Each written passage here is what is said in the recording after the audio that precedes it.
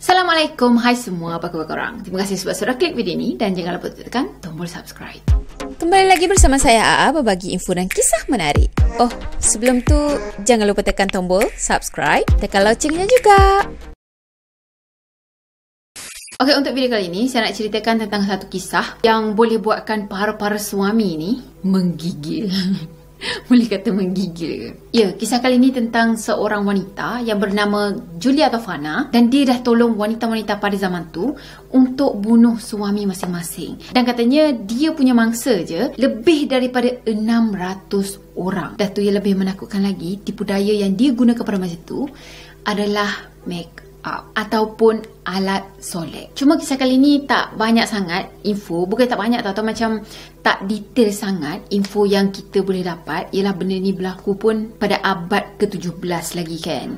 Jadi adalah beberapa info tu rasa macam tergantung macam itu. Cuma cukuplah untuk saya ceritakan dan kita jadikan benda ni sebagai pengajaran. So nak tahu cerita selanjutnya? Jom kita mula. So kisah ni berlaku pada zaman Renaissance, lebih tepatnya lagi pada abad ke-17. Pada zaman tu, ada seorang wanita ni yang bernama Julia Tofana yang bertindak untuk menjual kosmetik ataupun sebenarnya racun yang sangat bahaya yang dia bagi nama sebagai Aqua Tofana. So sebenarnya Julia ni juga, dia dikenali sebagai seorang pembunuh bersiri yang sangat berjaya pada abad ke-17. Dekat dalam Aqua Tofana tu kan, sebenarnya ada arsenik, plumbum dan juga belladonna. Okey, sebelum tu kita kenal dulu kenapa benda ni, ketiga-tiga bahan ni sangat berbahaya dan boleh menyebabkan kematian. So arsenik ni, keracunan arsenik adalah keadaan perubatan yang berlaku akibat peningkatan paras arsenik dalam badan. Kalau keracunan arsenik berlaku dalam tempoh yang singkat, gejala yang seseorang tu boleh dapat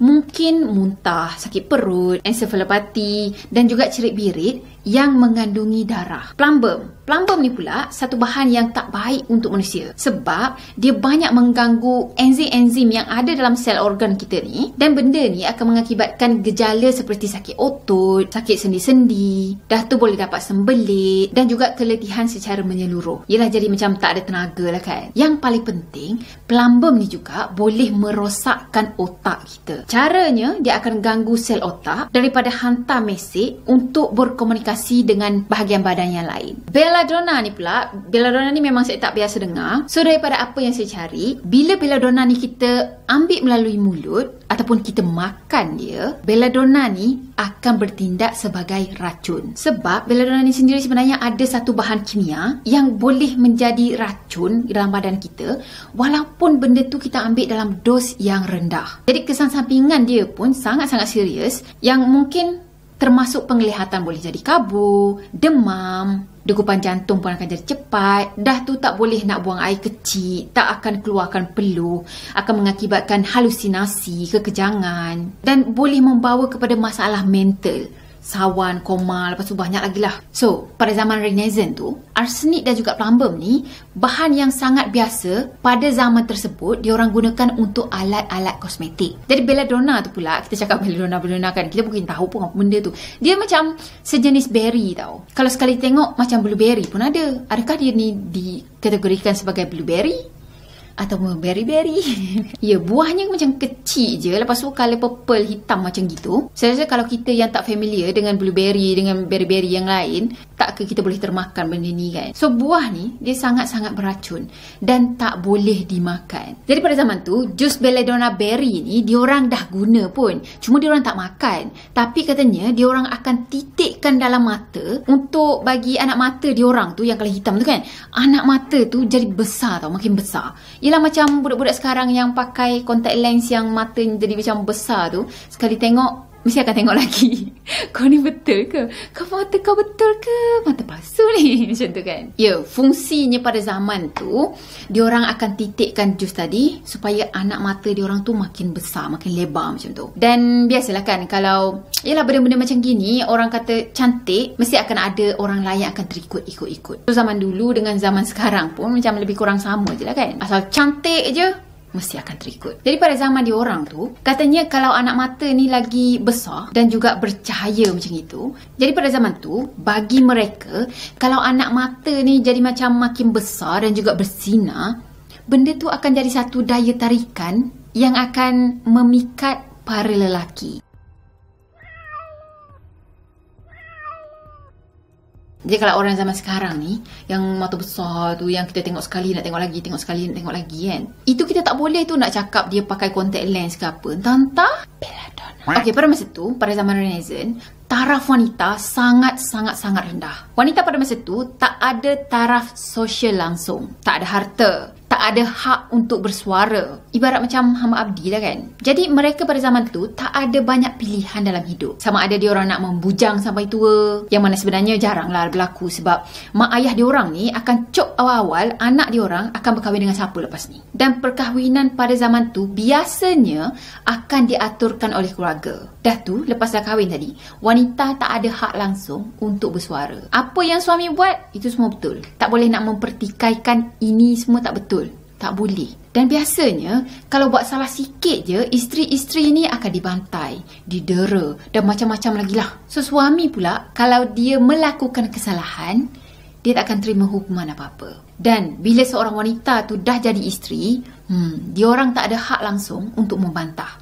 Tak ada kata, dah tak suka, dah benci sangat, lepas tu cerai. Tak ada. Pada zaman tu, cerai ni adalah sesuatu yang orang tak akan buat. So, sama ada terima je nasib dia, ataupun mati.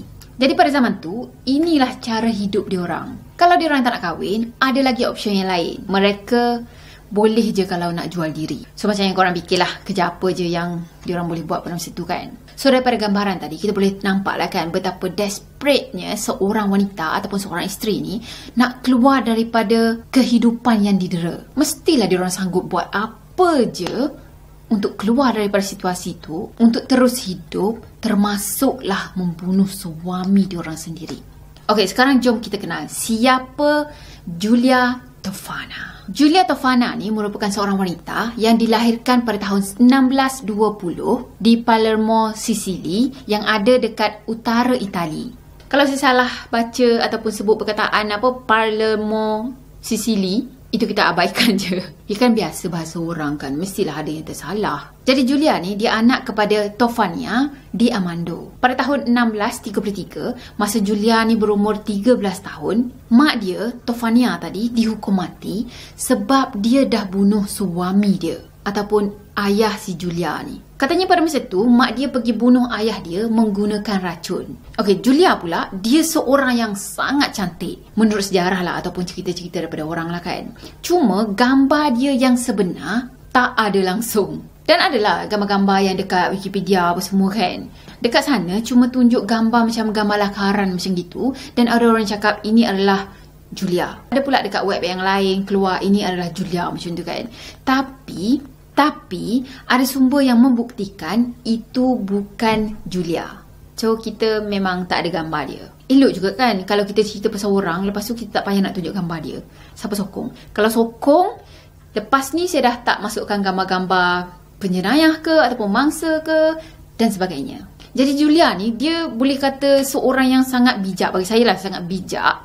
Sebab masa dia kecil lagi dia dah banyak habiskan masa dia dengan ubat-ubatan dan juga racun. Kita tahulah kan kalau ubat-ubatan ni dia tak boleh lari dah daripada racun. Kadang-kadang benda yang beracun tu itu boleh jadi ubat. Dan Giulia pada masa tu pun dia tak berkawan dengan orang biasa ni tahu. Tapi dia berkawan dengan mereka-mereka yang ada kemahiran yang sama dengan dia. Kata kalau pada masa tu dia nak jadi ahli kimia, so kawan-kawan dia pada masa tu pun adalah ahli-ahli kimia juga. So dia berkawan dengan orang-orang yang dalam bidang dia tadi. Dah tu dia belajar sampaikan dia boleh buat ramuan kimia sendiri. Bukan senang tau nak buat satu formula sendiri. So kalau dia boleh buat satu formula sendiri, ialah kosmetik ke apa kan, itu menunjukkan yang dia sangat-sangat berbakat dalam bidang ni. Okey, ada yang cakap Giulia tadi dia buat ramuan sendiri, dia belajar lepas tu dia buat ramuan sendiri kan. Tapi ada juga yang cakap dia buat ramuan-ramuan tu semua hasil daripada mak dia. Mak dia kan gunakan racun untuk bunuh ayah dia tadi. Dan mak dia juga sebenarnya adalah seorang pembuat ubat ataupun racun. So konon katanya sebelum mak dia tu meninggal dunia, sebelum dia dihukum mati tadi kan, mak dia ni dah pun tinggalkan satu ramuan kepada anak dia. Itu yang orang kata tau, ataupun ialah ada desas-desus macam itulah kan. So bila dia dah besar, dia buka satu kedai kosmetik. Dia ada jual beberapa barang lain, barang kosmetik yang betul-betul lah, yang bukan racun. So bila dia dah jual barang-barang kosmetik tadi, of course lah orang takkan syak dia kan. Jadi Jadi antara barang-barang kosmetik yang dia jual dekat kedai dia tu termasuklah Aqua Tofana. Katanya pada masa tu Aqua Tofana tadi dia akan botolkan. Dah tu nampak macam barang-barang kosmetik yang ada dekat kedai-kedai biasa. Cuma yelah itu produk dia sendiri macam itu kan. Jadi tak ada siapa pun syak yang kata Aqua Tofana tu sebenarnya adalah racun. Aqua Tofana ni sendiri, so tadi kita dah cakap dah, Aqua Tofana tadi memang sangat-sangat bahaya kan. Dan katanya pada masa tu yang dia dah botolkan tadi, kalau ambil 4 ke 6 titik je boleh menyebabkan kematian. Cuma pada masa tu memang sangat-sangat popular sebab teknologi pada masa tu tak mungkin kesan Aqua Tofana ni sebagai racun. Dah tu bila Aqua Tofana tadi diorang ambil ataupun diorang bagi dekat mangsa dia, si mangsa ni akan meninggal seolah-olah macam disebabkan oleh satu penyakit. Ialah natural cause of death lah. So dari segi packaging dia pun dah pas. Kalau kita tengok gambar ni pun memang sangat-sangat cantik. Dah tu dimasukkan dalam botol kosmetik pula tu. Dan isi dekat dalam tu pun lulus juga. Yang adanya arsenik, plumbum dengan belladonna tadi kan. Dan arsenik dengan plumbum ni dah tentulah orang gunakan benda tu untuk kosmetik. Even belladonna pun diorang gunakan untuk mencantikkan diri juga kan. Cuma yang jadi masalahnya sekarang ni, bila ramuan ni semua, bila Aqua Tofana tadi dimasukkan ke dalam makanan ataupun ke dalam minuman, itulah yang boleh menyebabkan kematian. So dah ada produk sendiri tadi kan, dia pun mula pasarkan produk Aqua Tofana tu. Dalam masa yang sama dia dah berkahwin dah dan dia dapat seorang anak perempuan yang dia bagi nama sebagai Girolama Spara. Tapi tak lama lepas tu dia jadi janda. Mesti korang boleh agak kan kenapa? Ya, betul. Semuanya disebabkan oleh Aqua Tofana. So masa tu, anak dia ni lah yang tolong dia jalankan bisnes ni. Anak dia lah yang tolong promote dan tolong jual Aqua Tofana. Produk Aqua Tofana ni sendiri, dia ada revolusi dia tau. Ingat, kalau nak berniaga, kena ada revolusi. Kalau tak, mati nanti. So adalah perkembangan daripada masa ke semasa tu. Mula-mula tu si Julia tadi dia jual Aqua Tofana ni dalam bentuk powder untuk make up macam gini kan. Yelah semacam bedak debu lah kalau dekat rumah kita. Dan tak lama lepas tu dia mula hasilkan Aqua Tofana dalam bentuk cecair pula. Kenapa? Sebab supaya senang si isteri-isteri ni yang dah beli produk dia tadi cuma titikkan je Aqua Tofana ni ke dalam makanan ataupun minuman si suami ni. Dan yelah kita tahulah apa yang berlaku kan. Dan tak lama lepas dia masukkan Aqua Tofana ni ke dalam botol yang kecil ataupun sejenis vial macam tu. Kalau sekali kita tengok botol dia tu macam botol minyak angin macam itu kan. Jadi botol kecil ni sebenarnya dia ada nama tau. Nama dia adalah Mana of Saint Nicholas of Bari. Kalau sekali tengok macam orang church guna pun ada juga kan. So, minyak mana ni minyak macam penyembuh yang special macam itulah. Saya tak faham sangat. Mungkin adalah antara kita yang bukan Islam dekat sini yang lebih faham benda ni. Jadi persoalannya, kenapa dia bertindak untuk jual racun? Padahal boleh je dia nak jual apa kosmetik je kan. Dia kan pakar. Sebab katanya Julia ni dia rasa sedih tau. Dia sedih, dia rasa simpati dengan nasib wanita pada masa itu. Wanita-wanita pada zaman tu kan tak diberi pilihan. Terutama sekali golongan bawahan. Biasanya dia akan jual Aqua Tofana tadi kepada mereka-mereka yang terperangkap dalam perkahwinan. Terutama sekali perkahwinan yang toksik. Korang tahulah perkahwinan yang bukan banyak makan garam tapi banyak makan racun. Jadi niatnya tu dia cuma nak tolong wanita-wanita yang tersiksa ni. Jadi daripada situlah dia mula dikenali dalam golongan wanita. Terutama sekali wanita-wanita yang bermasalah. Jadi sebenarnya hal ni ataupun Aqua Tofana tu sendiri kan, benda tu disampaikan daripada mulut ke mulut. Dan Julia ni dia sangat-sangat menjaga pembeli dia. Maksud menjaga dekat sini bukanlah kata kau nak beli lepas tu jaga daripada awal sampai akhir macam tu. Tak. Tapi dia akan kena pasti dulu daripada siapa si pembeli ni dapat tahu tentang Aqua Tofana. Tanya dulu, dapat info ni daripada siapa kan. Lepas tu kalau dia cakap, saya dapat info ni daripada si A. Lepas tu si Julia ni, dia akan pergi jumpa dengan si A dan dia akan tanyakan, betul ke ada bagi tahu si B yang baru bertanyakan dia tadi kan tentang Aqua Tofana ni. Kalau si A ni mengiyakan, barulah dia akan tolong si B ni. Masa dia jual tu pun tak adalah dia jual lepas tu baliklah suka hati kau lah nak buat apa kan. Tak.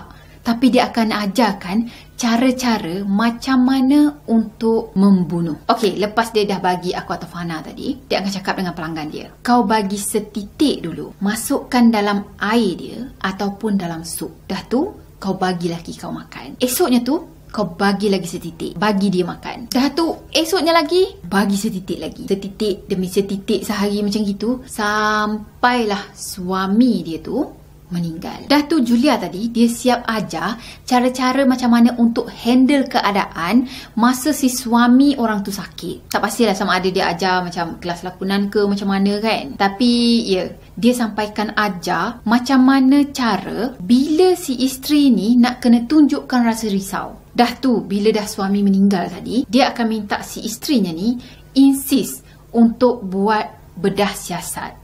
Sebab konon katanya dia nak tahu juga apa punca kematian suami dia. Sebelum ni suami dia sihat je macam tu lah. So dengan cara tu lah, takkan ada orang yang syak kata si isteri ni dah pun bunuh suami dia. Dan satu hal lagi, kalau bedah siasat pun pihak forensik ni tak akan dapat tahu, tak akan dapat cari punca kata si suami ni dah pun diracun. Sebenarnya ada jurnal tau yang diorang tulis tentang keadaan mangsa ataupun suami-suami yang dah diracun. Katanya dos pertama aquatofana ni, si suami ni akan rasa lemah-lemah, sakit-sakit macam tu. Tapi bila panggil doktor datang dan doktor cek, dia tak akan jumpa apa-apa yang mencurigakan. Dan doktor akan syak itu cuma sakit biasa. Dah tu dia akan bagi ubat, Panadol ke apa kan, dan settle. Selang beberapa hari, si suami tadi dia dapat dos kedua dia. Si isteri ni bagi aquatofana tadi lah kan. Bila dah dapat dos kedua tu, si suami ni makin bertambah parah. Dah panggil lagi sekali doktornya tadi.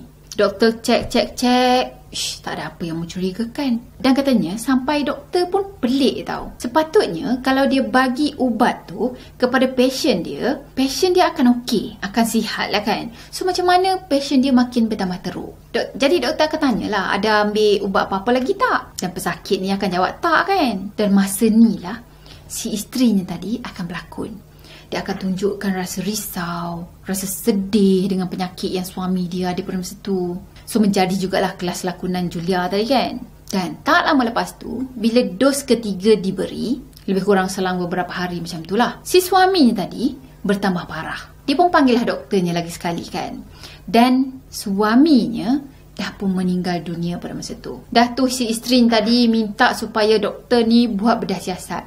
Dia nak tahu juga apa punca kematian suami dia. Menangis dia dekat situ kan. So perfect plan. Okay, pelanggan-pelanggan Julia ni pun dia sangat-sangat menjaga Julia ni tau. Ya kan, Julia dah tolong dia kan. Of course lah dia nak kena tolong Julia juga. Dan satu hal lagi, kalau sampai pihak berkuasa tahu yang kata Julia ni dah jual racun untuk bunuh para suami ni, of course lah diorang semua, si pelanggan-pelanggan Julia ni akan turut terbabit sama. Dan sebab itulah dia sangat-sangat menjaga Julia. Diorang sendiri pun akan kenal pasti dulu pelanggan yang baru nanti ataupun kawan-kawan diorang tu kan, orang yang boleh dipercayai ataupun tak. Kalau tak, memang tak boleh nak tolong lah. Kalau yang diorang percaya, barulah diorang akan rekomenkan si Julia tadi untuk selesaikan masalah rumah tangga si yang seterusnya. C, B, B dah kan?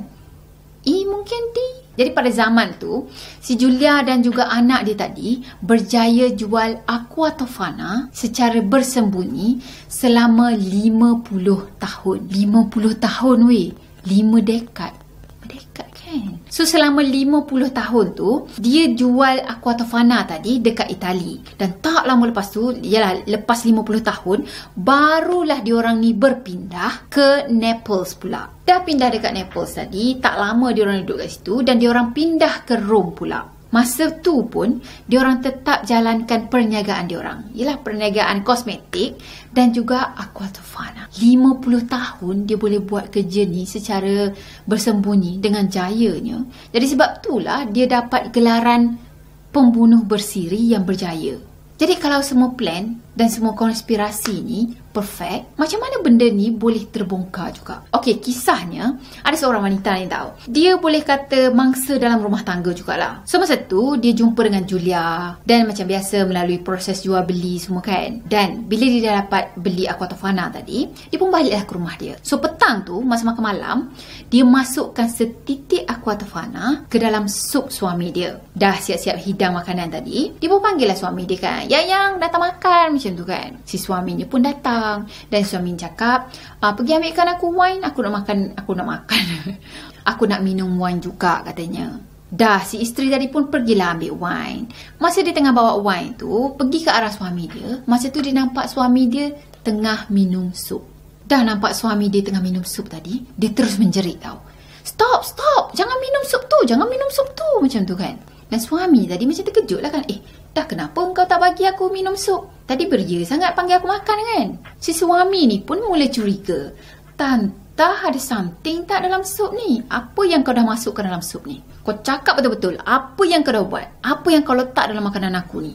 Marah suaminya masa tu, dia pergi bantai isterinya. Bila dah kena bantai tadi dan last kali, si isteri dia tadi bagi tahu juga yang sebenarnya dia dah letak racun dalam sup tu. Kalau dah letak racun sampai boleh mati kan, of course lah si suami ni marah gila. Dah tu dia pun pergi laporkan hal ni kepada pihak polis. So masa tu, isteri dia tadi kena tangkap. Dan pada zaman tu, kalau orang yang kena tangkap, diorang akan disiksa dengan macam-macam siksaan. Sampailah si pesalah tadi buka mulut ataupun mengaku. Jadi itulah juga yang berlaku dengan si isteri ni. Dia disiksa sampaikan dia terpaksa juga untuk buka mulut. Dah tu dia bagi tahu yang kata dia dah beli racun tadi, Aquatofana, daripada Julia. Dalam masa yang sama, si Julia ni kan sebenarnya dia macam banyak tahu mata-mata dia. Ya kan ramai wanita-wanita ni yang sokong dengan kerjaya dia sebagai pembunuh bersiri atau sebagai penyelamat wanita.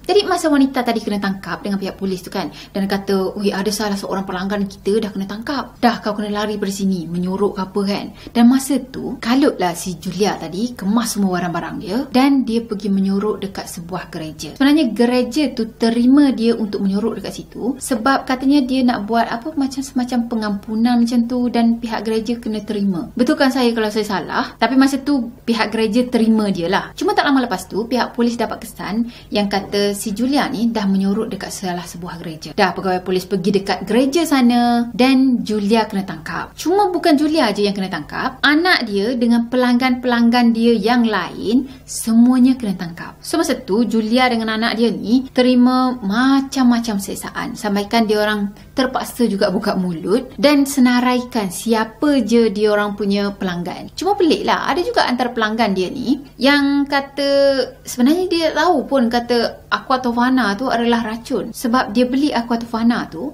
atas dasar kosmetik. So sebab diorang ni cakap diorang tak tahu, diorang pun terlepas daripada hukuman tu semua. Pelik lah kan, padahal nak jual Aquatofana ni bukan main tersembunyi lagi. Atau mungkin sebenarnya dia jual je Aquatofana ni untuk semua orang, tapi bila diorang tu tak guna untuk diminum ataupun dimakan, ia kan tak jadi racun. Mungkin juga kan. Okey, lepas dah kena tangkap tadi, mungkin kena siksa ke apa kan. Bagi tahu betul-betul berapa orang sebenarnya kau dah bunuh macam tu kan. So masa tu, dia cakap yang dia dah bunuh lebih daripada 600 orang mangsa. Semua mangsa dia ni, dia bunuh. Jadi semua ni berlaku pada tahun 1633 hingga tahun 1651. So masa tu dia bagi nama yang dia ingat je lah. Tapi ramai lagi yang dia tak ingat sebenarnya. Tak lama lepas tu, dalam tahun 1659, Julia, anak dia dan juga seramai 40 orang wanita ataupun pelanggan-pelanggan dia tadi yang kelas bawahan dihukum mati. Pelanggan atasannya pula diorang penjarakan dekat penjara bawah tanah yang ada di Istana The Holy. Jadi pada masa tu, diorang semua dijatuhkan hukuman mati dekat Rome Campo di Fiori yang ada di Rome, Itali. So tempat tu sendiri sebenarnya pada masa tu, pada zaman tu, diorang jadikan tempat untuk hukuman mati. Okey, lepas dah dihukum mati tadi, mayat Julia diorang lemparkan dekat dindingnya church yang mana tempat Julia tadi menyorok. Lepas hukuman mati dah dibuat, macam biasalah ada yang percaya, ada yang tak percaya. Kata, betul ke dia punya mangsa tu 600 orang? Ada yang percaya, kata mungkin sebab dia dipaksa. Yelah, dia kan disiksa dalam penjara tu kan untuk buka mulut, untuk ceritakan yang sebenar semua kan. So mungkin dia dah tak tahan sangat dengan siksaan tu. Dia bagilah satu angka yang memuaskan hati penyiksa. Ada juga yang percaya, kata Julia ni sebenarnya difitnah. Dia tak bersalah, dia tak jual pun sebenarnya racun tu semua. Dan dia hanya seorang penjual kosmetik. Tapi sebenarnya pada masa tu ahli sihir yang buat kerja ni semua. Dan geng-geng ahli sihir tadi, dia perlukan kambing hitam. Jadi muncullah nama si Julia ni. Zaman tu kan penyihir ni kuat lagi. Yelah zaman sekarang pun ramai juga orang menyihir kan. Salah sikit sihir, salah sikit sihir. The end. The end. Kisah kali ni macam tu. Bagi setengah pihak tu, diorang cakap yang si Julia ni dah jadi penyelamat bagi hidup diorang. Dan bagi setengah pihak pula, kewujudan Julia ni jadi malapetaka bagi diorang. So, bagi pendapat korang macam mana? Cuma betul lah, niat tu tak menghalalkan cara kan. Kalau niat elok pun, kalau caranya macam gitu, malapetaka jugalah in the endnya. Alhamdulillah lah kan, zaman sekarang ni kalau ada penderaan dalam rumah tangga ke apa, semuanya kita boleh report. Dan kita masih lagi ada option untuk kita pilih sama ada nak teruskan perkahwinan ni ataupun nak keluar je daripada perkahwinan ni. Jadi geng-geng semua, kalau nak keluar je daripada masalah keluarga, tak perlu nak membunuh. Geng-geng semua boleh bawa bincang sekarang kan. Tak apa, kita settle tepi. Suka hati je masalah orang. Okeylah, saya rasa sampai di sini untuk video kali ini. Maaf kalau ada yang kurang daripada saya, dan maaf juga kalau saya ada minta sensitivity setengah individu. Dan macam biasa, kalau korang sukakan video ni, jangan lupa tekan tombol like, comment, share dan juga subscribe. Jumpa lagi di next video. Bye bye. Assalamualaikum warahmatullahi wabarakatuh. Bye.